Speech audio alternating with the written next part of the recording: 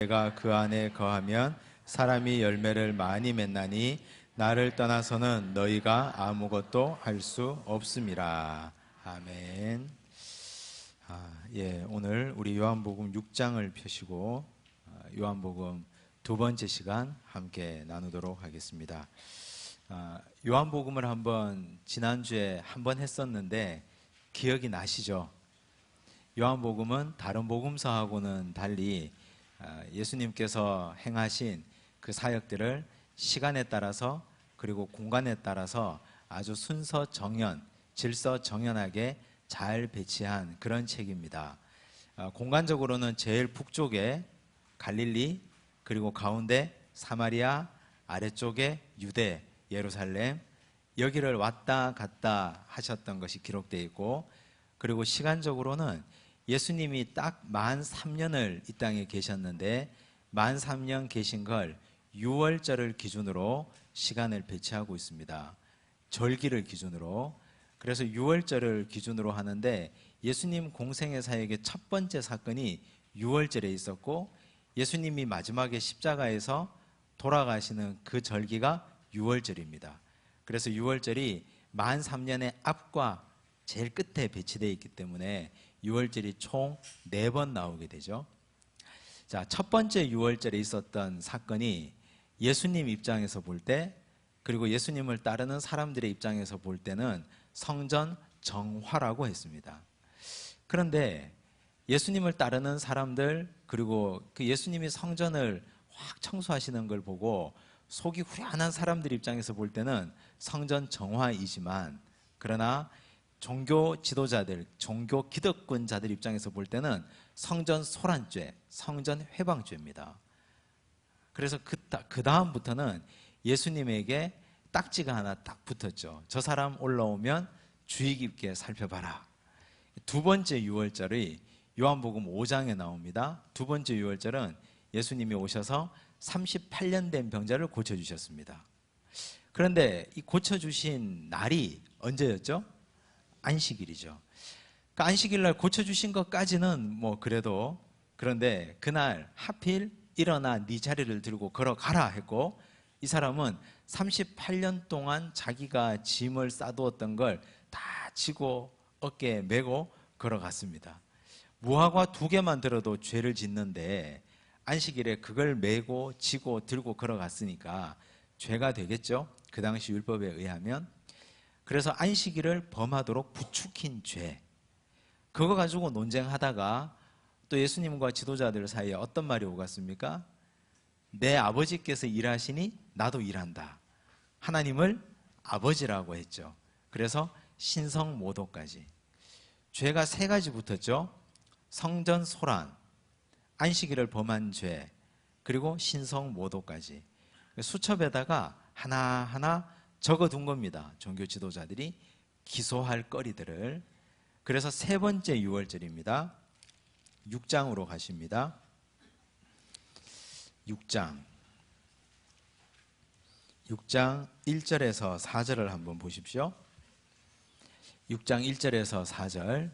6장 찾으셨습니까? 그 후에 예수께서 디베랴의 갈릴리 바다 건너편으로 가시매 큰 무리가 따르니 이는 병자들에게 행하시는 표적을 보았음이러라. 예수께서 산에 오르사 제자들과 함께 거기 앉으시니 마침 유대인의 명절인 6월절이 가까운지라. 이상하지 않습니까? 지금 6월절 3번째를 맞이하는데 6월절인데 6월절이면 예수님이 어디가 계셔야 됩니까? 예루살렘. 지도 보십시오. 1번 지도. 자, 지도를 보시면 지도에 이제 예루살렘쯤은 잘 찾으시겠죠? 예수님이 6월절이면 예루살렘에 가 계셔야 되는데, 그런데 1절에 보니까 예수께서 디베랴의 갈릴리 바다 건너편으로 가셨어요. 갈릴리 바다 어디에 있습니까? 저 북쪽에 있죠. 갈릴리 바다 바로 왼쪽에 보니까 뭐가 보이죠? 디베랴 보이죠? 여기 계셨어요. 예수님이 자기가 살던 곳에 그냥 계셨다는 말입니다. 왜 안 가셨을까요? 왜? 예수님이 지금 예루살렘에 가시면 위험하니까. 그리고 지금은 아직 예수께서 십자가에 달려서 돌아가실 때가 아니기 때문에 우리 주님이 지금 명절인데도 주님은 안 가셨습니다. 그냥 6월절인데 예수님 자기 고향에 디베라 갈릴리 바다에 계셨어요. 근데 2절 보세요. 큰 무리가 따르니 그랬어요. 큰 무리가 따르니. 여기 큰 무리는 사실 지금 유대인의 모든 남자들은 다 6월절이라는 절기가 되면 전부 다 어디로 가야 돼요? 예루살렘에 가야 되잖아요. 그런데 예수님이 오질 않아요. 안 나타나는 거죠. 종교 지도자들도 눈을 크게 뜨고 그 사람이 오는지 안 오는지 지키고 있는데 예수님이 1년에 한 번 절기 때마다 올라오셔서 큰 종교적 이벤트를 하시는 겁니다. 성전을 뒤집어 엎었고 38년 된 병자를 고쳤고, 그래서 이번에도 뭔가를 기대하고 있었는데 사람들이 그걸 꼭 기대하고 있었는데 예수님이 나타나질 않아요. 수소문을 막 하다 보니까 그 사람이 지금 자기가 살던 곳 갈릴리에 그냥 있단다, 이 얘기를 들은 거죠. 그래서 큰 무리가 이제 버스를 맞춘 거예요. 자, 가실 분, 자, 이제 병들어서 낫고자 하시는 분, 38년 된 병자, 아픈 사람, 여기 아프고 저기 아픈 분들 다 모이시오 해서 표 팔고 해서 다 차를 다 맞춰가지고 버스가 지금 몇십 대가 갔는지 몰라요. 여기는 시골이거든요. 갈릴리 디베라 건너편 갈릴리 바다, 시골인데 큰 무리가 따르니 이는 병자들에게 행하는 표적을 보았음이라. 낫고 싶은 자, 아픈 자, 병든 자, 속이 답답한 자 전부 다 그 주님의 권능을 2번 연속 봤으니까 3번째 보고 싶어 하는 자들이 전부 다 줄 서서 온 거예요. 이걸 보면 우리 지난번에 누가복음 할 때 살펴봤죠. 말씀이 있는 곳에 사람들이 모인다는 거죠. 지금 종교적 허례, 종교적 의식, 그냥 1년에 한 번 혹은 1년에 3번 가서 예루살렘에 가서 소 데리고 가고 양 데리고 가고 비둘기 데리고 가서 거기서 제사 지내는데 예배를 드리면 드릴수록 공허하다는 말이죠. 자기들 피 빨아먹는 종교 지도자들만 있으니까. 그런데 이 예수님을 잊지를 못하는 거예요. 가끔 만나도. 그래서 이분들이 버스 대절해서 또 그 멀고 또 그 먼 길을 이렇게 올라와서 큰 무리가 모였어요. 얼마나 많은 무리가 왔을까요? 남자만 5천 명이에요. 오병이어 사건이 이제 일어나니까. 그리고 남자, 여자, 노인, 아이까지 다 하면 남자만 5천 명인데 좋기 2만은 넘지 않았을까. 그 수많은 사람들이 다 예수님께 몰려들었다는 얘기죠. 자, 이제 예수님의 3번째 유월절, 예수님의 시간의 순서에 따른 3번째 유월절은 예수님이 예루살렘에 가셨습니까? 안 가셨죠? 어디에 계셨습니까?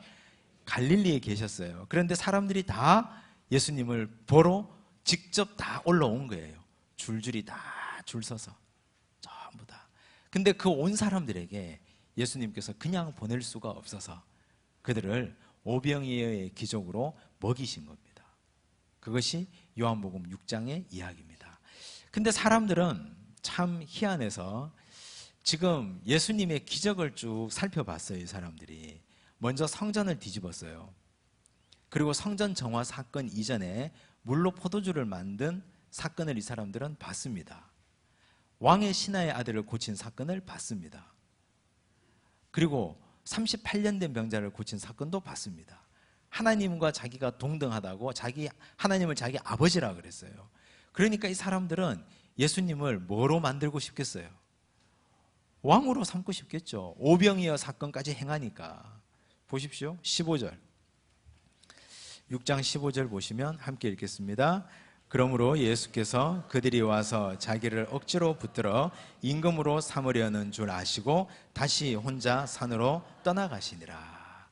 예수님이 기적을 행하셨는데 사람들이 예수님을 따르는 목적은 병 낫기 위해서, 잘 먹고 잘 살기 위해서, 왕으로 삼아서 우리 민족의 해방 얻기 위해서, 오로지 그 목적 때문에 따르는 겁니다. 그래서 예수님이 뭐라고 얘기하십니까? 26절 보십시오. 예수께서 대답하여 이르시되 내가 진실로 진실로 너희에게 이르노니 너희가 나를 찾는 것은 표적을 본 까닭이 아니요 떡을 먹고 배부른 까닭이로다. 참 예수님도 인기 관리를 잘 못하세요. 이렇게 오면 야 지금은 때가 아니니 좀 기다려봐라 하면 그냥 이렇게 미루면 되잖아요. 이렇게 좀 미루고 그래 왔으니까 그냥 갈 때 잘 가시라고 내가 지금 오병이어를 행했으니 남는 거 다 싸서 차에 실어줄 테니까 잘 가시라고 빠이빠이 하고 보내면 되잖아요. 그런데 예수님은 항상 직설화법이에요. 대놓고 말씀하십니다. 그냥 돌려 말씀하시지 않고 너희들이 지금 나를 찾는 까닭은 떡을 먹고 배부른 까닭이다. 이거 외에 뭐가 더 있느냐? 그리고 예수님이 여기서부터 긴 논쟁을 시작하십니다. 35절 보세요. 예수께서 이르시되 나는 생명의 떡이니. 자기를 생명의 떡이라 그래요. 사람들은 생명의 떡 원해요, 안 원해요? 별로 원하지 않아요. 지금 이 사람들은 생명의 떡을 원하는 게 아니라 육신의 떡을 원해요. 지금 한 끼 배고픈데 고기 주고 떡 달라는 거죠. 지금 그것만 원해요. 41절 보세요. 이제 사람들 사이에 민심의 균열이 생깁니다. 자기가 하늘에서 내려온 떡이라 하심으로 유대인들이 예수에 대하여 수군거려. 거기 모인 사람들이 수군수군 하는 거예요. 아, 소문에 정신이 좀 이상하다 하느니 진짠가 봐. 뭐 이렇게 이제 그래요. 예수님이 43절 보세요. 재밌는 말씀하셔요. 예수께서 대답하여 이르시되 너희는 서로 수군거리지 말라. 귀는 밝으셔가지고 또 수군거리지 말라고까지 이제 하시고 48절 보세요. 예수님이 먹히지 않는데 또 하셔요. 뭐라고 하십니까? 내가 곧 생명의 떡이니라. 요한복음에요. 이 말씀이 여러 번 반복되는데 7번 나와요. 이걸 뭐라고 하죠? 유식한 말로 많이 들어보셨죠? 에고 에이미. 에고, 나는 에이미, 무엇이다. 나는 무엇이다. I am 철수, I am 영수 이런 거예요. 그래서 에고 에이미, 나는 무엇이다. 자기 자신을 밝히시는 거예요. 우리가 예수님은 누구다라고 물을 때요. 사람들이 당신 교회 30년 다녔는데 교회 다니는 건 예수 믿는 건데 예수가 누굽니까? 라고 물으면 가장 확실한 거 예수님이 자기 자신에 대해서 말씀하신 걸 얘기해 주면 돼요. 예수님이 자기 자신에 대해서 직접 나는 무엇이다라고 말씀하신 게 요한복음에만 딱 7번 나오거든요. 그걸 에고 에임이라고 합니다. 그 첫 번째 나는 생명의 떡이다. 나는 너희들 육신의 양식으로 배불리는 사람이 아니고 나는 너희들의 생명을 구원하는 생명의 떡이다 라고 말씀하셨습니다. 52절 보세요. 그러므로 유대인들이 서로 다투어 이르되 이 사람이 어찌 능히 자기 살을 우리에게 주어 먹게 하겠느냐. 무지한 거죠. 지금 영적으로 무지한 거예요. 예수님은 듣든지 말든지 계속 말씀하십니다. 53절 인자의 살을 먹지 아니하고 인자의 피를 마시지 아니하면 너희 속에 생명이 없느니라. 55절 내 살은 참된 양식이요 내 피는 참된 음료로다. 지금 이 사람들은 살을 준다는 것만으로도 감당이 안 되는데 피까지 마시라 그러니까 감당이 되겠어요? 이게? 감당이 안 돼요 이분들이. 근데 이걸 보면 예수님이 참 오늘 우리 설교자들에게 주는 아주 특별한 영감은 우리 주님은 그냥 하나님의 말씀을 하시는 거예요. 듣든지 못 듣든지. 너무너무 대중적으로 부합해버리면 대중들이 원하는 설교만 하게 되거든요. 원하는 말만 하게 되고 뭘 원하는지 잘 알잖아요. 지금 뭘 원하는지. 예수님은 원하는 걸 줄 능력이 있어요. 먹을 걸 줄 수도 있고 아픈 사람 고쳐줄 수도 있고 돈도 줄 수 있고 사람들이 원하는 걸 다 압니다. 말도 사람들이 원하는 걸 다 아는데 주님 그렇게 하지 않습니다. 알아듣든지 못 듣든지 진리의 말씀을 그냥 선포하시는 겁니다. 사람들이 수근거리든 말든지 서로 다투든 말든지 계속 말씀하시는 거예요. 계속. 자, 60절 보세요. 60절 제자 중 여럿이 듣고 말하되 이 말씀은 어렵도다 누가 들을 수 있느냐 한데 61절 예수께서 스스로 제자들이 이 말씀에 대하여 수군거리는 줄 아시고 이러시되 이 말이 너희에게 걸림이 되느냐 그래서 나 못 믿겠느냐. 66절 보세요. 함께 읽겠습니다. 그때부터 그의 제자 중에서 많은 사람이 떠나가고 다시 그와 함께 다니지 아니하더라. 사람들의 심리가 이래요. 군중들이 지금 이 사람들이 예수님 보려고 예루살렘에서 버스 대절해서 온 사람들이에요. 이분들이 이 명절 안 지키고 예수님 만나려고 와가지고 오병이어 기적을 행하는 걸 보고 왕 삼으려고 막 쫓아다녔어요. 근데 주님이 직설적으로 그들의 죄를 지적하고 심리를 얘기하고 나는 너희에게 참된 양식, 참된 음료를 준다. 내 살과 내 피를 먹고 마셔야 된다 하니까 논쟁하고 듣고 어려워하다가 우리가 원하는 것만 달라 하다가 원하는 걸 예수님 주지 않으니까 다 떠나가 버렸습니다. 전부 다. 이건 굉장히 자기중심적인 신앙이죠. 이걸 우리가 기복신앙이라고 하는 겁니다. 내가 원하는 예수, 내가 예수를 통해서 뭔가를 원하는 것. 우리는 예수님 통해서 구할 수 있는 건 하나님밖에 없어요. 우리가 보혈을 지나 하나님 앞으로 가는 것밖에 없는데, 그런데 예수를 통해서 빵을 얻고 싶고 예수를 통해서 출세하고 싶고 예수 통해서 내가 욕망하는 게 있으니까 그게 주어지지 않으니까 다 떠나버린 겁니다. 우리 주님 뭐라고 묻습니까? 67절 예수께서 12제자에게 이르시되 너희도 가려느냐. 이 말씀은 비장하게 하셨습니다. 이렇게 물으신 이유는 우리도 뭐 이제는 뭐 그렇게 예수님 따라다닐 이유가 점점점 이렇게 얘기하면 예수님은 아마 새 판 짜셨을 겁니다. 그래? 다 떠나라. 사람 없어서 못하는 일은 없거든요. 하나님의 일이 사람이 없어서 못하는 일은 절대 없습니다. 그 주인이 그랬죠. 주인의 천국 잔치에, 혼인 잔치에 다 불러오라 그러니까 다 소 팔고 논 팔로 시집 가고 장가 가고 한다 그러니까 거리에 있는 절름발이, 앞 못 보는 자, 힘든 자, 가난한 자, 다 상한 자, 이런 자들 다 데려오라 하잖아요. 다. 하나님의 일은 사회적으로 훌륭한 자, 많이 배운 자, 많이 가진 자, 내가 안 하면 하나님의 일을 할 수 없다, 그렇게 생각하는 건 정말 오해예요. 하나님이 내 능력을 가지고 일하는 게 아니라 하나님의 능력으로 나를 세워서 일하시기 때문에 하나님의 일은 절대 사람 없어서 못하는 게 아니에요. 근데 기회를 주는 거죠. 묻습니다. 너희도 가려느냐 물으니까 베드로가 멋진 대답을 해요. 이 6장 68절이 내년도 우리 교회 표어입니다. 제가 지금 세 번째 얘기하는데 이거 알고 계시죠? 한번 읽겠습니다. 시작. 시몬 베드로가 대답하되 주여 영생의 말씀이 주께 있사오니 우리가 누구에게로 가오리이까. 내년도 표어는요 예수님으로 충분합니다. 이 말씀이에요. 영생의 말씀이 주께 있는데 우리가 누구에게로 가겠습니까? 예수님 한 분만 있으면 되지. 그까짓 거 빵 없어도 되고요, 그까짓 거 뭐 없어도 다 괜찮습니다. 예수님 나에게 구원의 은혜를 주셨는데 주님 한 분만으로 나는 만족합니다. 본질을 붙드는 신앙이에요. 베드로가 그런 신앙 고백을 하죠. 그래서 세 번째 유월절, 예수님의 세 번째 유월절에는 이런 사건이 있었다는 겁니다. 머릿속에 정리가 되시죠? 자, 첫 번째 유월절은 예루살렘, 어떤 사건요? 성전 정화. 두 번째 유월절 예루살렘, 어떤 사건? 38년 된 병자. 그런데 안식일을 범하셨고, 그리고 또 신성모독의 죄도 하나 더 추가하셨고, 세 번째 유월절은 갈릴리 오병이어 사건, 제자들 다 떠나고 12만 남았습니다. 이제 12만. 사람들 다 떠났어요. 그러면 12명만 데리고 하는데 민심이 어떻게 될까요? 이제 민심이 이반됩니다. 이제 서서히 예수님에게서 떠나는 거죠. 이제 여기서부터. 자, 요한복음의 저자는 이제 세 번째 유월절까지를 너무 빨리 써버렸어요. 요한복음 6장까지. 이제 마지막 유월절까지 1년밖에 안 남았는데 요한복음 7장부터 21장까지 가야 돼요. 그래서 요한복음은 뒤쪽으로 갈수록 예수님 설교가 많이 나옵니다.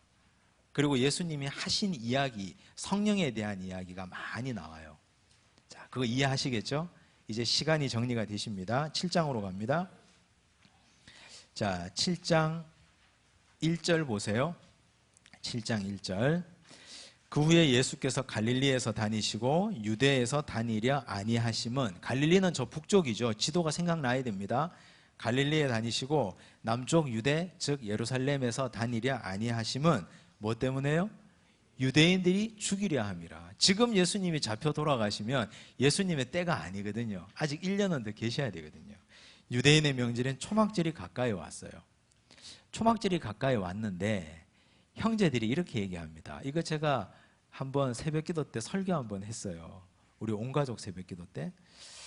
자, 3절 형제들이 예수께 이르되 당신의 행하는 일을 제자들도 보게 여기를 떠나 유대로 가소서.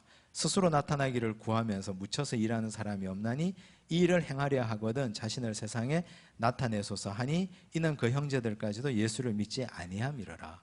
예수님의 형제 중에 누가 있습니까? 야고보도 있고 또 유다도 있어요. 야고보서를 기록한 야고보, 유다서를 기록한 유다. 근데 이 형제들이 이때까지만 해도 예수님에 대한 신앙이 없었어요. 그러니까 우리 큰 형이 지금 아주 대중적 스타인데 왜 시골 바닥에 저렇게 묻혀 있는지 이해를 못 하겠다는 거죠. 그래서 사람들도 막 찾아오고 죽은 사람, 병든 사람 고치고 오병이어 사건 행하고 하는데 이제 명절에 사람들이 많이 모이는데 거기 올라가서 짠하고 뭔가를 하면 사람들이 형을 왕 만들어 줄 텐데, 스타 만들어 줄 텐데, 그럼 우리도 그 덕 좀 보게. 이게 사람들의 때예요. 근데 예수님의 때는 언제입니까? 그게 그때가 아니에요. 예수님의 때는, 사람의 때는 자기가 영광 받는 때인데 예수님의 때는 하나님이 영광 받으시는 때예요. 사람의 때는 내가 내 몸이 가장 편안하고 행복하는 때인데 예수님의 때는 내 몸이 가장 고통스럽게 짓이겨지고 죽는 것이 예수님의 때예요. 우리는 이 때를 맞춰서 살 수 있을까요? 내가 가장 고통스러울 때 하나님 드디어 때가 왔군요. 드디어 이 때를 허락해 주시니 감사합니다. 내가 가장 괴롭고 아플 때 나도 예수님처럼 이 아픈 십자가를 지게 하시니 감사합니다. 과연 이 정도 신앙의 경지에까지 오를 수 있을까? 사람들은 다 그런 때를 구하지 않고 자기가 평화롭고 자기가 행복하고 자기가 누리고 싶은 때만 찾고 있습니다. 때에 대한 얘기를 하고 있습니다. 나중에 예수님이 형제들 모르게 은밀히 가시죠. 10절 보십시오. 그 형제들이 명절에 올라간 후에 자기도 올라가시되 나타내지 않고 은밀히 가시니라. 예수님의 때가 아직 아니기 때문에 그러셨습니다. 8장으로 갑니다. 이제 8장 가시면 요한복음 8장에는 간음하다가 현장에서 잡힌 여인 얘기가 나와요. 간음하다가 현장에서 잡힌 여인 이야기가 나오는데, 자, 여기 이제 이렇게 하죠. 2절 보십시오. 아침에 다시 성전으로 들어오시니 백성이 다 나아오는지라 앉으사 그들을 가르치시더니 서기관들과 바리새인들이 음행 중에 잡힌 여자를 끌고 와서 가운데 세우고 예수께 말하되 선생이여 이 여자가 간음하다가 현장에서 잡혔나이다. 지금 예수님이 성전에 있는 시간이 언제입니까? 아침이라 그랬어요. 아침에. 근데 이 여인을 지금 이 사람들이 아침에 잡아왔어요. 그러면 이 유대 종교 지도자들은 이 여인을 찾기 위해서 밤새도록 뒷골목을 뒤졌다는 거예요. 예수님께 던질 올가미를 하나 놓기 위해서. 어둠 속을 뒤져다니면서 어둠에서 방황하고 죄 가운데 있는 사람을 하나님 앞으로 인도해야 할 사명을 가진 유대 종교 지도자들이 예수님을 참수할 조건을 얻고자 밤새도록 뒷골목 뒤져다니면서 죄 짓는 현장에 있는 한 여인을 현장에서 잡아서 데리고 왔습니다. 이게 백성의 지도자가 할 짓입니까? 여인도 잘못했지만 그러나 이 여인을 데려온 사람들이 참 못할 짓을 한 거예요. 예수님이 너희 중에 죄 없는 자가 먼저 돌로 치라 하시고 다 나이 많은 사람부터 어린아이까지 다 떠나가 버렸죠. 자, 그리고 예수님이 이렇게 말씀하십니다. 11절입니다. 예수께서 이르시되 나도 너를 정죄하지 아니하노니 가서 다시는 죄를 범하지 말라 하시니라. 죄 없다고 말씀하시지 않고 너 죄가 있는데 너 죄를 내가 묻지 않겠다. 정죄하지 않겠다. 너 죄를 참수해서 뒤집어 엎지 않겠다는 말씀이죠. 다시는 죄를 범지 마라. 그리고 말씀하셨습니다. 또 말씀하여 이르시되 나는 세상의 빛이니 나를 따르는 자는 어둠에 다니지 아니하고 생명의 빛을 얻으리라. 이 말씀은 예수님이 여인에게 하신 말씀인 동시에 유대 종교 지도자들에게 하신 말씀이에요. 어둠밤 뒷골목으로 다니지 마라. 나를 따라다니면, 나는 빛이니까 빛 대신 예수님을 따라가면 어둠 가운데 거할 일이 없다. 빛만 보고 따라오면 그림자는 뒤로 가고 얼룩은 자꾸 보여서 내가 회개하고 눈물 흘리게 되지. 예수님을 등지고 가면, 빛을 등지고 가면 그림자가 앞으로 오잖아요. 그러면 나는 항상 어둠 가운데 거하게 되는데 나는 빛이니까 나만 따라와라. 그 말씀을 하신 겁니다. 종교 지도자들에게도 같이 하신 말씀이에요. 그 밤 어둠의 뒷골목을 헤매고 다니면서 이 불쌍한 여인 뒷공문이나 따라다니지 말고 너희들은 나를 따라오라. 예수님의 에고 에이미의 두 번째 말씀입니다. 나는 세상의 빛이다. 예수님 첫 번째 뭐라고 하셨죠?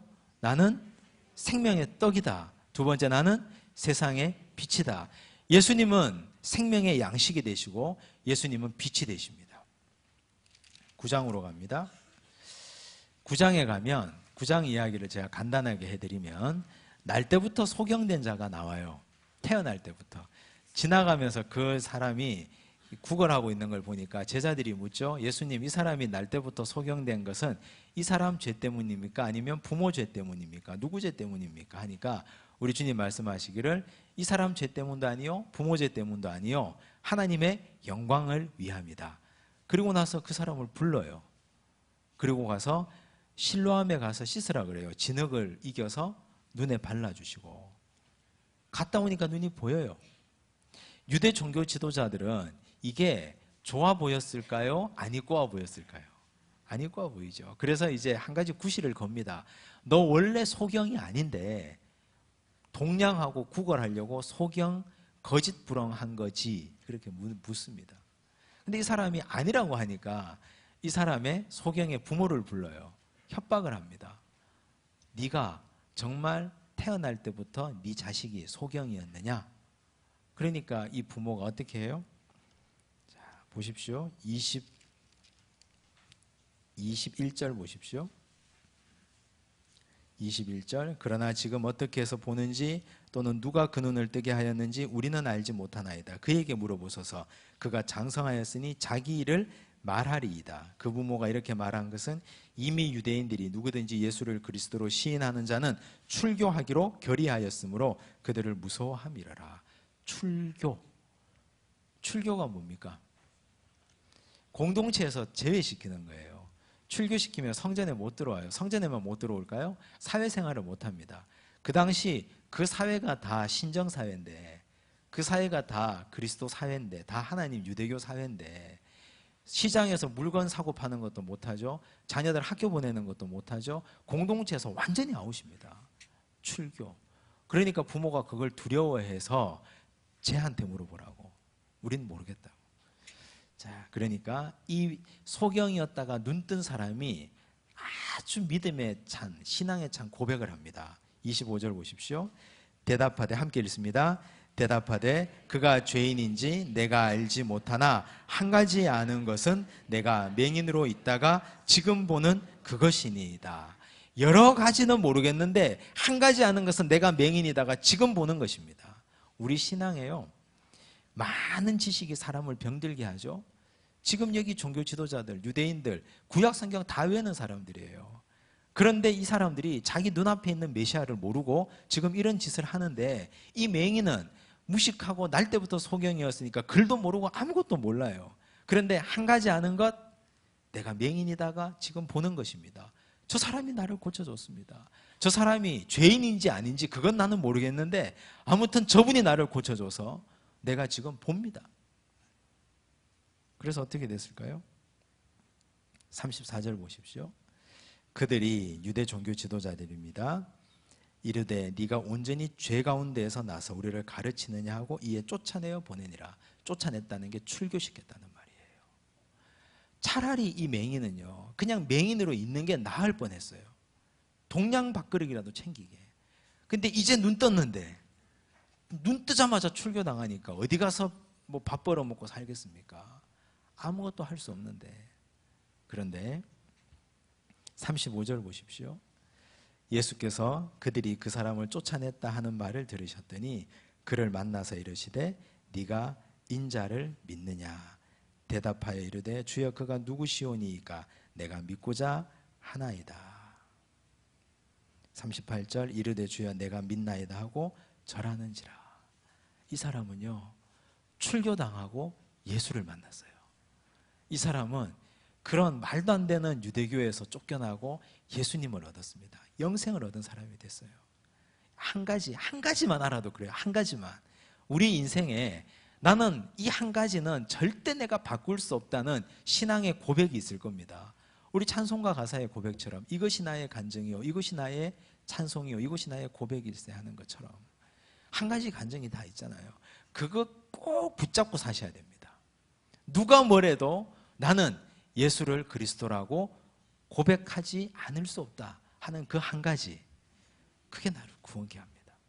많은 지식, 지금 우리 성경 공부하는데 형광펜 긋고 많이 쓰고 하는데 그거 실컷 하면 뭐 할 겁니까? 나중에 이렇게 해가지고 나는 모르겠어, 쟤한테 물어보셔 하면 끝인데, 한 가지 아는 게 중요해요. 한 가지 아는 거. 10장입니다.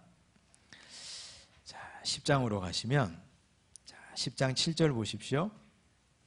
예수님이 자기 자신을 가리켜서 말씀하시는 세 번째, 뭐라고 하십니까? 나는 양의 문이라. 양의 문, 양의 문이 뭘까요? 옛날에 이 예수님 시대 때 목자들은 양을 치는데 방목을 하잖아요. 저 산에 올라가, 산 중턱에 올라가서 양을 치는데, 그때 하루 종일 양을 풀어놓고 양이 풀을 뜯어먹고 들어오고, 그리고 또 아침 되면 또 내보내고 하는데, 그때 양 우리가 얼기설기합니다.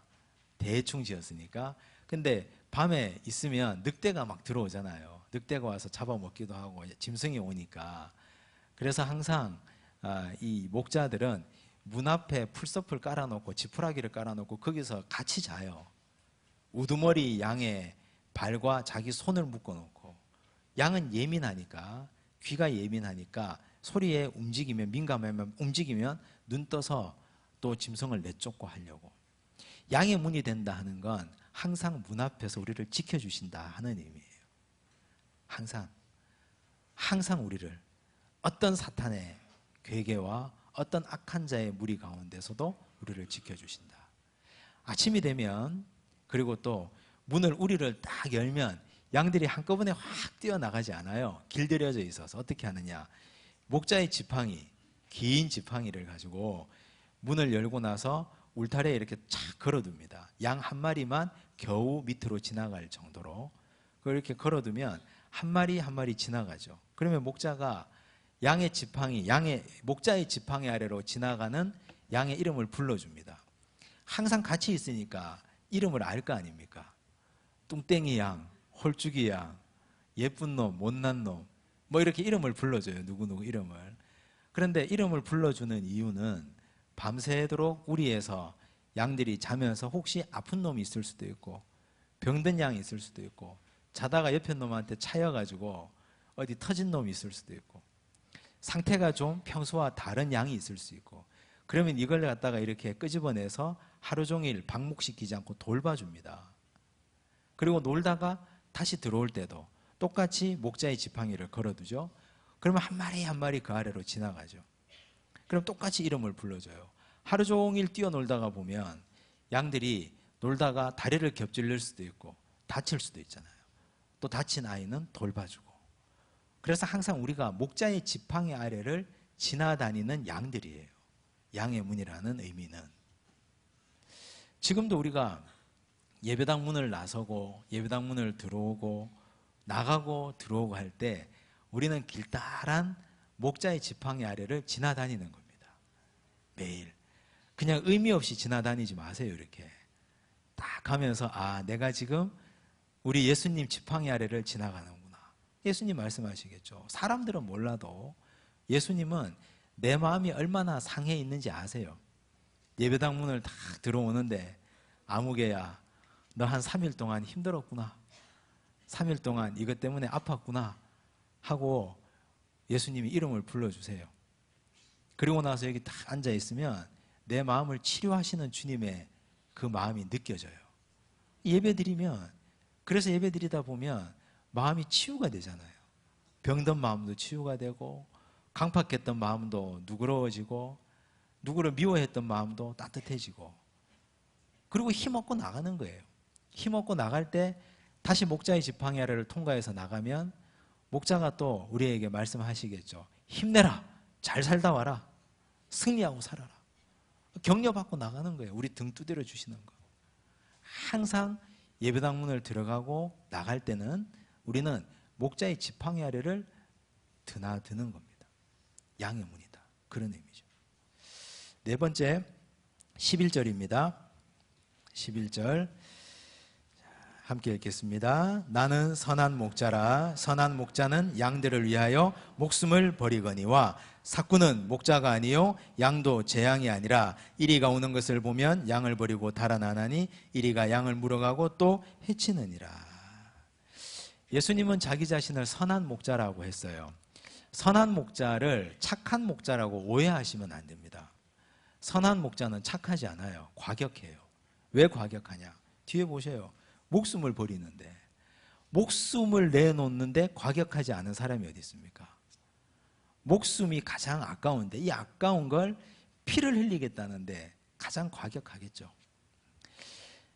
목자 대신 예수님은 양들을 지키기 위해서 목숨을 내놓는 그분이 바로 목자예요. 우리 예수님께서는 양들을 지키기 위해서 뒤로 물러난 적이 한 번도 없습니다. 양들보다 앞서가셨죠. 일어나 함께 가자. 나를 파는 자가 가까이 왔다. 나를 따르라 그러셨지. 베드로 네가 한번 가봐. 나 여기 있을게. 무책임한 분이 아니에요. 절대로. 책임성이 있는 분이 진짜 목자예요. 지금 우리는 참된 목자와 사꾼 목자를 잘 분별하셔야 되는데, 우리가 저 역시 그런데 매일같이 우리를 목사로서 우리 자신을 항상 돌아봐야 되는 건, 당연히 의미적으로 사꾼이죠. 사례비 받고 일하는데 다 삭을 받고 일하니까 사꾼이죠. 그런데 명시적으로는 사꾼인데 정말 예수님 따르는 선한 목자인가? 내가 양들보다 앞장설 수 있는가? 내가 양들의 아픔에 내가 동참할 수 있는가? 나 못하고 귀찮은데 그냥 당신들 하세요. 그냥 난 못하겠습니다. 행여 그런 마음이라도 먹고 살지 않는가? 그럼 사꾼이에요. 그러면 왜 따라가요? 따르면 안 됩니다. 절대. 지금 여기 나오잖아요. 선한 목자는 양들을 위하여 목숨을 버린다. 그래서 우리는 선한 목자를 따라가는 거지, 목자라고 다 목자가 아니에요. 목자라고. 목자는 모름지기 예수님 닮는 것이 목자고, 목자는 예수님 닮으려고 아무튼 애쓰고 힘쓰고 노력하고 뭔가를 해야 돼요. 자꾸만 자기 자신이. 그래서 성도들이 목사를 선한 목자로 만들어 주셔야 돼요. 성도들이 목사를 사꾼으로 타락시키는 성도들이 되시면 안 됩니다. 절대. 내가 하는 이 행동이, 내가 하는 이 말이, 내가 지금 모른 척하고 그냥 말자 하는 이게 진짜 저 목사를, 진짜 저 전도사를 타락시키는 거라면, 그럼 우리 나중에 하나님 앞에 와서 어떻게 하시겠어요? 그거 안 됩니다. 대놓고 말씀 못하면 메일이라도 쓰시고 하세요. 그렇게 괜찮아요. 다만 형식과 절차를 갖추어서 하시면 됩니다. 그게 뭐가 나빠서요? 지금 예수님 닮은 다 선한 목자인데 안수받았다고 다 선한 목자겠습니까? 천만에요. 목숨 다하고 죽는 날까지 선한 목자로 살아가는 거죠. 그냥 그렇습니다. 자, 그 다음 11장입니다. 자, 에고에이미의 다섯 번째. 11장 24절 25절입니다. 함께 읽습니다. 마르다가 이르되 마지막 날 부활 때에는 다시 살아날 줄을 내가 아나이다. 예수께서 이르시되 나는 부활이요 생명이니 나를 믿는 자는 죽어도 살겠고, 26절 무릇 살아서 나를 믿는 자는 영원히 죽지 아니하리니 이것을 네가 믿느냐. 나는 뭐라고요? 부활이요 생명이다 그랬습니다. 예수님의 에고에임이 다섯 번째. 그런데 이 예수님께서 죽은 나사로를 살리신 사건을 보면요, 다시 보시면 지금 11장 3절에 보시면요, 예수님이 정말 사랑했던 사람들이 있어요. 예수님도 목회하시면서 마음이 좀 더 갔던 분들이 있었던 것 같아요. 이 가정이에요. 이 가정. 마르다, 마리아, 나사로, 이 집. 근데 이 집에 항상 예수님이 베다니거든요. 베다니는 예루살렘 바로 근처에 나병 환자들이 모여 사는 곳이에요. 나병 환자 중에도 중증 환자가 있고 또 나았는데 아직까지 나병균을 가지는 사람들이 있고, 근데 나병 환자였다가 나은 사람들을요, 사람들은 공동체에서 잘 받아들여 주지 않습니다. 그래서 그 사람들이 모여 사는 곳이에요. 그러니까 가난한 사람들이 있을까요? 부자들만 있을까요? 가난한 사람들이 있죠. 근데 이분들이 큰 도시 근처에 몰려 사는 이유는, 그래도 큰 도시 근처에는 잉여된 것들이 많잖아요. 쓰레기 더미를 뒤져도 거기에 먹고 살 게 있고 사람들도 많이 오가고 하니까 거기에 배단이 나병 환자 집성촌이 있는 거예요. 거기를 예수님은 항상 신방 가셨습니다. 항상. 가장 가난한 곳에, 가장 낮은 곳에, 병든 사람들이 있는 곳에 가셨어요. 그 집에. 오늘도 주님이 배단이 나병 환자 집에서 전가를 받았습니다. 어떤 전가를요? 그 누이들이 예수께 사람을 보내어 이르되 주여 보시옵소서, 사랑하시는 자가 병들었나이다. 4절, 예수께서 들으시고 이르시되 이 병은 죽을 병이 아니라 하나님의 영광을 위함이요 하나님의 아들이 이로 말미암아 영광을 받게 하려 함이라 하시더라. 그런데 사랑하시는 자가 병들었는데 예수님 어떻게 하십니까? 5절, 예수께서 본래 마르다와 그 동생과 나사로를 사랑하시더니 나사로가 병들었다함을 들으시고 그 계시던 곳에 이틀을 더 유하셨어요. 왜 이틀을 더 유하셨을까요? 죽으라고. 병들다가 아프다가 죽어버리라고 놔뒀어요. 그냥. 참 이게 예수님이 어떻게 이러실 수 있나. 근데 우리가 봤죠, 지난번에. 예수님은 시간과 공간 안에 들어오셨지만 시간과 공간에 매여 있지 않다. 예수님이 너무너무 사랑하시니까, 예수님이 너무너무 사랑하는 자가 죄의 권세, 죽음의 권세에 매여 있는 걸 보기 싫은 거예요. 예수님이 너무 사랑하는 자는 죄와 죽음의 권세에서 완전히 해방되기를 주님은 원하시는 거죠. 그래서 주님께서 죽어도 내가 너를 다시 살릴 수 있다. 너희들의 믿음이 그렇게 한계 짓는 믿음 안에 있으면 안 된다. 지금 죽기 전에 내가 가서 살려주는 거, 그건 별로 의미가 없다. 죽고 나도 내가 살릴 수 있다. 그래서 주님이 진짜 부활의 능력자가 되신 거예요. 그래서 예수님이 우리 지난번에 그 봤죠? 12회를 혈류증으로 앓는 여인을 고치시느라 예수님이 야이로, 회당장 야이로에 따라 살리러 갈 때 늦추시는 거 봤잖아요. 우리가 기도하는데 기도 응답이 잘 되지 않아요. 그럼 이렇게 생각해 보세요. 나를 정말 사랑하시는구나. 나를 너무너무 사랑하시는구나. 사랑하니까 내가 기도하다가 지쳐서 이 시간 지나갈 때까지 그냥 두고 보시는구나. 그래, 내가 정한 때 지나가더라도 하나님은 부활의 능력자 되시고 예수님은 부활의 권능자 되시니까 죽은 자도 살리시는데 뭘 못하실까? 기다려보자. 그런 믿음이 생기는 거예요. 그게 진짜 믿음이거든요. 예수님은 그렇게 하셨습니다. 마리아 보세요. 마리아 32절, 마리아가 예수 계신 곳에 가서 배웠고 그 발 아래 엎드려 이르되 주께서 여기 계셨더라면 내 오라버니가 죽지 아니하였겠나이다 하더라. 마르다의 믿음이 한계가 있죠. 이제 보이시죠? 마르다가 하는 말을 보니까 마르다도 역시 공간에 사로잡힌 믿음을 가지고 있습니다. 예수님이 계셨더라면, 우리 오빠가 죽기 전에 계셨더라면. 35절, 예수께서 눈물을 흘리시더라. 왜 우실까요? 그 믿음의 틀 가운데 갇혀있는 이들이 불쌍해서 우시고, 그리고 사망 권세에 갇혀있는 자들이 불쌍해서 우시는 겁니다. 예수님의 눈물이. 자, 43절, 이 말씀을 하시고 큰 소리로 나사로야 나오라 부르시니 죽은 자가 수족을 배로 동인 채로 나오는데 그 얼굴은 수건에 쌓였더라. 예수께서 이르시되 풀어놓아 다니게 하라 하시니라. 놀라운 기적이 나타났어요. 놀라운 기적이. 아마 제가 이 자리에 있었더라면, 그 자리에 제가 있었더라면 정말 황홀했을 것 같아요. 진짜.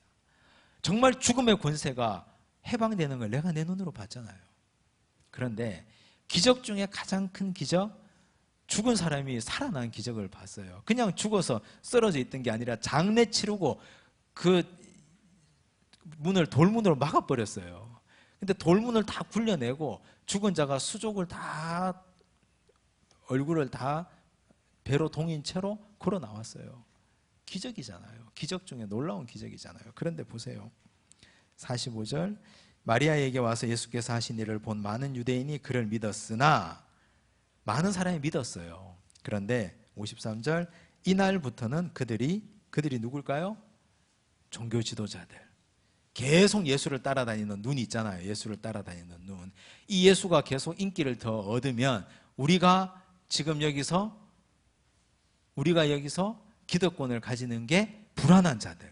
이 사람들이 예수를 죽이려고 모의하니라. 기적은 절대로 사람을 변화시키지 못합니다. 기적은. 한번 생각해 보세요. 지금 열왕기상 18장에 보면 엘리야가 갈멜산에서 아합 왕을 이긴 사건이 나오죠.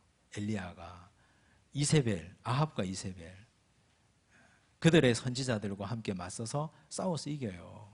그런데 어떻게 됐습니까? 결과는 아합과 이세벨이 회개합니까? 돌아옵니까? 안 돌아와요. 바알과 세라를 섬기던 선지자들을 다 물리치고 다 이겨도 안 돌아와요. 내가 내일까지 너를 반드시 잡아서 죽이겠다. 사람들은 그렇게 강팍해졌어요. 하늘에서 불이 떨어지는 기적을 봐도, 죽은 자가 살아나는 기적을 봐도 사람들은 절대 변화되지 않습니다. 기적 쫓아다니지 마세요. 이적 쫓아다니지 마세요. 내 몸에 병이 낫는 이적을 내가 경험했죠. 그런데 한 3개월 갈까요? 다시 나태해지고 다시 돌아가고 다시 원위치로 가는 거, 그거 시간 문제예요.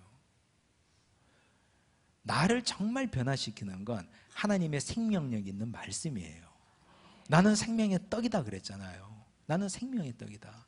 예수님이 하신 그 생명의 떡, 그 말씀이 그 말씀이 내 영혼에 들어가면 혼과 영과 관절과 골수를 찔러 쪼개서 나를 변화시킵니다.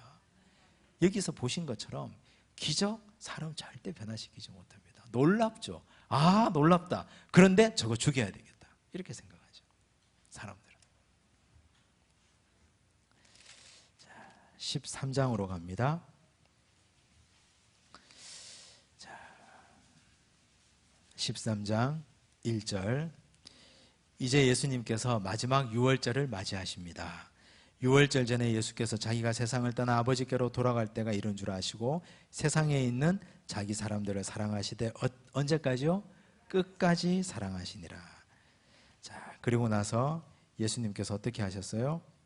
4절 저녁 잡수시던 자리에서 일어나 겉옷을 벗고 수건을 가져다가 허리에 두르시고 이에 대하여 물을 떠서 제자들의 발을 씻으시고 그 두르신 수건으로 닦기를 시작하여. 예수께서 세족을 해주셨는데 예수께서 발을 씻어 주시던 그 자리에 가룟 유다가 있었나요? 없었나요? 있었나요? 없었나요? 있었어요. 왜 있었느냐? 30절 보세요. 30절 세족식 다 끝나고 유다가 그 조각을 받고 곧 나가니 밤이러라 그랬거든요. 예수께서 발을 씻어줄 때는 있었어요, 그 자리에. 그러면 예수님이 저거 나를 팔려는 걸 다 알고 계시면서도 발을 씻어주셨거든요. 예수님과 유다가 어떤 대화를 했을 것 같아요? 아니면 대화를 하지 않아도 자기의 발을 씻어주는 예수님을 보면서 유다는 어떤 마음을 가졌을까요? 예수님은 유다의 발을 씻어주면서 어떻게 기도하셨을까요? 예수님은 저게 나를 팔렸는지 알면서도 끝까지 사랑하면서 발을 씻어주셨습니다. 예수님의 사랑입니다. 34절 새 계명을 너희에게 주노니 서로 사랑하라. 내가 너희를 사랑한 것 같이 너희도 서로 사랑하라. 14장입니다. 에고 에이미의 6번째 말씀 14장 6절 뭐라고 합니까? 시작. 예수께서 이르시되 내가 곧 길이요 진리요 생명이니 나로 말미암지 않고는 아버지께로 올 자가 없느니라. 종교다원주의에 대항할 수 있는 아주 예수님이 하신 직접적인 말씀이에요. 종교다원주의가 뭡니까?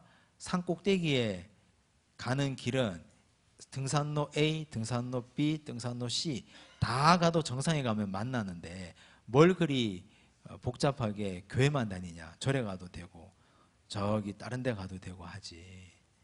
종교다원주의는 예수님 자리에 다른 걸 넣는 거예요. 우리는 예수 그리스도잖아요.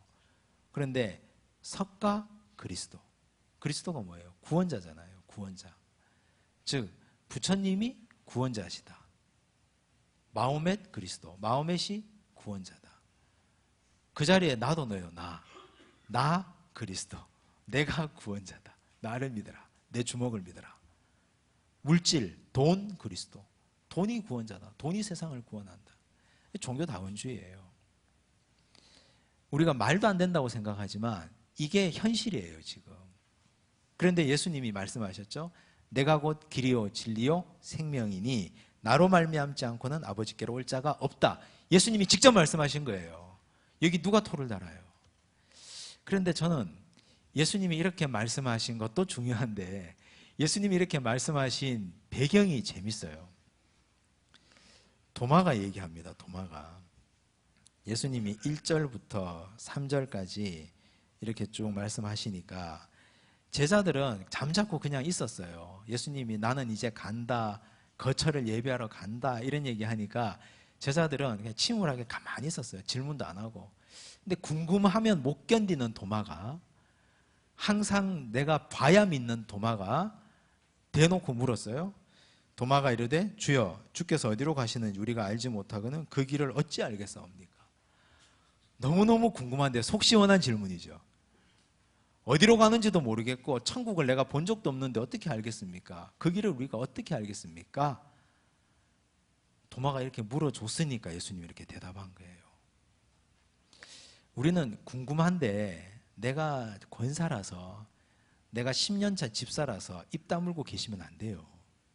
궁금하면 물어보셔야 돼요. 궁금하면 자꾸 질문하셔야 돼요. 자꾸 목사를 자꾸 괴롭게 하셔야 돼요. 자꾸 공부를 자꾸 시켜야 됩니다. 자꾸 물어보세요. 자꾸 질문하고 자꾸 물어보고 자꾸 괴롭게 하고 성경을 읽으면서 자꾸 물어봐야 돼요. 그래야 이런 예수님처럼, 예수님의 이런 주옥과 같은 대답이 나오잖아요 지금. 이걸 우리는 보고 아 그렇구나, 종교다원주의는 이렇게 극복하는구나, 이걸 알게 되죠. 자, 14장. 오늘 원래 제가 30분 되면 마치려고 했는데 한 7분만 더 할게요. 괜찮습니까? 안 괜찮으신 것 같으신데. 자, 보혜사입니다. 성령에 대한 이야기를 좀 하려고 합니다. 16절입니다. 내가 아버지께 구하겠으니 그가 또 다른 보혜사를 너희에게 주사 영원토록 너희와 함께 있게 하리니. 파라클레이토스, 보혜사죠. 성령의 또 다른 이름입니다. 성령이 오시면 어떤 역사가 일어나느냐, 세 가지를 14장에서 말씀하셨어요. 첫 번째 17절, 그는 진리의 영이라. 성령은 진리의 영이에요. 진리는 뭡니까? 참과 거짓을 분별하는 영이에요. 내가 성령을 받으면 무엇이 참이고 무엇이 거짓인지 알게 됩니다. 내가 성령을 받으면. 성령을 받지 못하면 이게 참과 거짓이 모호하고 헷갈립니다. 근데 성령으로 내 마음이 충만하게 되면 나는 이것이 참인지 이것이 거짓인지 분별력이 생겨요. 성령이 내 마음의 좌정에 계시면. 두 번째 26절, 보혜사 곧 아버지께서 내 이름으로 보내실 성령, 그가 너희에게 모든 것을 가르치고 내가 너희에게 말한 모든 것을 생각나게 하리라. 성령이 오시면 생각이 나요. 생각이, 가르친 것이 생각이 난다니까요. 특별히 언제 생각나느냐, 죄 지을 가능성이 있을 때, 내가 죄 지을 상황이 막 되는데 이건 말씀에 그렇게 하지 말라고 했는데, 하나님 말씀에 이건 안 된다고 했는데 그건 성령께서 나에게 깨닫게 하시는 거거든요. 그리고 또 내가 전도할 때, 아니 그날따라 왜 이렇게 말이 잘 되는지 모르겠어요. 전도할 때 나는 준비하지도 않았는데 성령께 기도하고 갔는데 내가 옛날에 외웠던 거, 주일학교 다닐 때 외웠던 말씀이 막 생각나고 얘기가 되고 설교 때 들었던 말씀이 막 인용이 되고, 그건 성령께서 일하시는 거거든요. 세 번째, 평안을 너희에게 끼치느니 곧 나의 평안을 너희에게 주노라. 성령이 오시면 마음이 편안해져요. 마음의 근심이 사라지고 편안해집니다. 그래서 오늘 우리는 성령을 그러면 어떻게 받을 수 있느냐, 이건 사도행전 할 때 하도록 하겠습니다. 우리 이미 지난 1학기 때, 지난 전반기 때 수요일 날 예배 드릴 때 말씀을 드린 건데 성령에 대해서는 그렇게 하겠습니다. 15장입니다. 15장 5절. 오늘 우리가 읽었던 말씀이죠. 15장 5절. 에고 에임이 마지막 말씀입니다.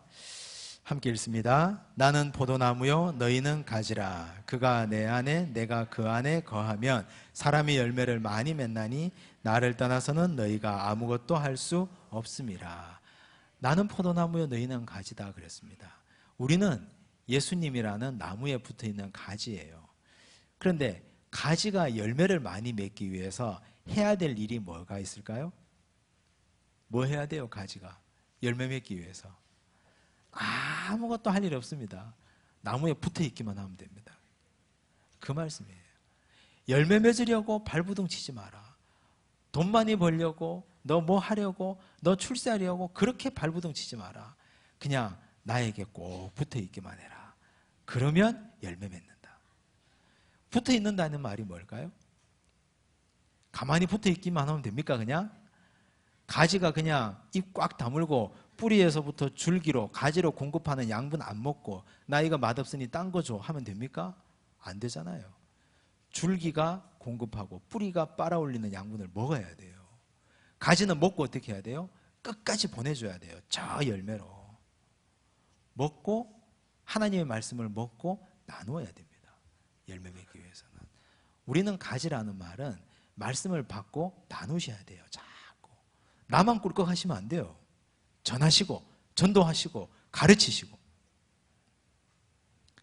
그 다음 또 가지가, 내가 가지라는 말은 나는 가지에 붙어 있으면서 비바람이 막 불잖아요. 한여름에 태풍이 불잖아요. 그럼 가지가 어떻게 해야 돼요? 이거 부러져 말아. 죽을 것 같은데 이 밤을 내가 못 견딜 것 같은데 어떻게 해야 돼요? 붙어 있어야 돼요. 그냥 아무리 힘들어도 아무리 고난이 와도 나무에 그냥 붙어 있어야 돼요. 그냥 죽을 것 같아도 붙어 있어야 돼요. 붙어 있고 견딘 가지는 그 다음날 주인이 잘했다 착하다 하고 만져주는데, 비바람에 부러진 가지는 주인이 아침에 싹 지나가면서 주워다가 말려서 불쏘시개로 써버립니다. 떨어지면 안 돼요. 절대. 어떤 고난이 와도 아무튼 붙어 있어야 돼요. 그 말씀이에요. 자, 그 다음 16장까지만 하겠습니다. 16장 또 성령에 대한 말씀인데요. 성령 8절. 그가 와서 죄에 대하여 의에 대하여 심판에 대하여 세상을 책망하시리라. 9절. 죄에 대하여라 함은, 10절. 의에 대하여라 함은, 11절. 심판에 대하여라 함은. 성령이 오시면 우리에게 세 가지를 책망하시는데요. 하나는 죄, 하나는 의, 세 번째는 심판. 이걸 말씀을 드려야 되는데, 자, 성령이 내 마음에 임하게 되면, 성령이 내 마음에 있으면 이게 죄인지 이게 악인지 이게 죄가 아닌지를 분별하게 돼요. 무지가 생기지 않는다는 거예요. 내가 무지해서 죄 지을 때가 많잖아요. 성령이 내 마음에 임하기 전까지는 모르고 짓는 죄가 많은데, 성령이 내 마음에 임하고 나서 이건 죄인데라는 판단이 들고 짓는 죄, 그거 정말 용서받지 못할 죄예요. 이거 죄인 줄 알면서도. 그래서 성령이 내 마음에 임하면 죄를 분별하게 됩니다. 그리고 죄책감이라는 게 막 생겨요. 두 번째, 성령이 내 마음에 임하고 나면 의가 무엇인지 불의가 무엇인지 알게 됩니다. 그 옛날 우리는 의를 옳은 일을 하고 착한 일을 하고 가난한 자 도와주면 나는 의롭다 생각했는데, 성령이 나와 함께 하고 나면 그게 의가 아니라 예수의 피 아래 들어가 있는 게 의라는 걸 깨닫게 돼요. 예수와 함께 동행하는 게 의인이라는 걸 알게 됩니다. 세 번째, 성령이 나와 함께 하게 되면 심판을 깨닫게 됩니다. 이건 뭐다? 심판이라고 하는 건 언젠가는 하나님께서 세상을 심판하신다. 세상의 종말은 반드시 온다. 성령 충만한 자는 언젠가 세상이 멸망할 것이다, 예수께서 구름 타고 오실 것이다 하는 걸 늘 마음에 새기는 자들입니다. 그걸 깨닫게 되죠. 그래서 오늘 우리가 성령으로 함께하면 아까 14장에서 얘기한 세 가지, 16장에서 성령이 책망하는 세 가지, 죄에 대해서, 의에 대해서, 심판에 대해서, 이걸 꼭 기억하시기 바랍니다. 다음 주에는요 17장부터 우리 요한복음 좀 못한 거 마무리하고 사도행전 첫 번째로 들어갑니다. 사도행전부터는 이 서신서와 함께 읽게 되는데, 사도행전 할 때는 지도 그 다음을 계속 다루니까 3번, 4번, 5번 지도를 함께 가져오시기 바랍니다. 기도하겠습니다. 하나님 아버지 감사합니다. 오늘 이 밤 저희들 이 자리에 불러주시고 하나님의 말씀을 함께 나누게 하시니 감사합니다.